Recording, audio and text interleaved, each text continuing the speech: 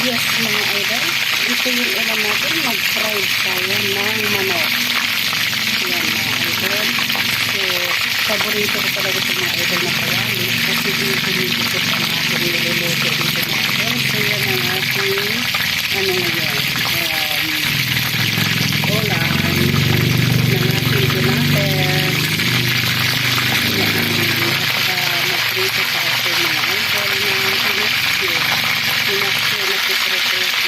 So ngayon mga idol, yan ang ating ulam. Luto na ito.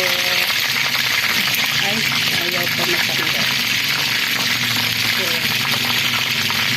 saan tayo naman, no?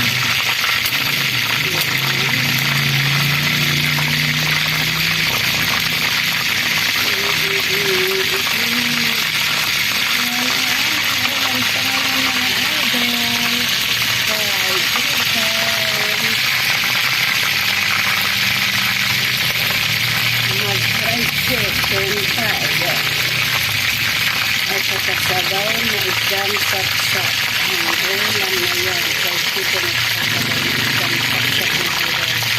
Yan ang naman ito yung sabaw na saksak. Ibig sa mga repente ginagawa sa kabila namin. Lutuan kasi sabaw naman yan. Pinala naman yan dito para siguro kapag kurento dito ako sa yan kasi tumatalsik ang mantika. Kaya bawal doon mga idol. So, yan mga idol. Updating tayo mga idol. Update sa ulam namin ngayong araw nito. Yan ang aming ulam. Sabaw na isda na saksak at fried chicken. Ito mga idol ito ito. Gusto kasi ng anak ko mga idol tostado. Kaya tostado yan mga idol.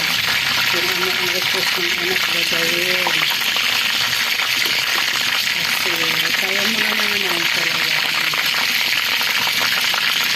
Gusto ng ating mga anak. Yan ang gagawin natin. Diba yan? Tostado na yan mga idol. So kukunin ko na ngayon sa ano yan mga idol ang loko na daw yan. Loko. Ito na rin ito. Ayan. Kasi mahirap naman pag-toasted na toasted. Ayan. Toasted na toasted. Yan na lang ang dalawa mga idol. Yung Wilson ng idol. Yan na lang ang ating lutuin. Pagkatapos ito mga idol na prito ako ng pinaksyo na isda. Iprito din mga idol. Pagkakakain ng mga ating anak.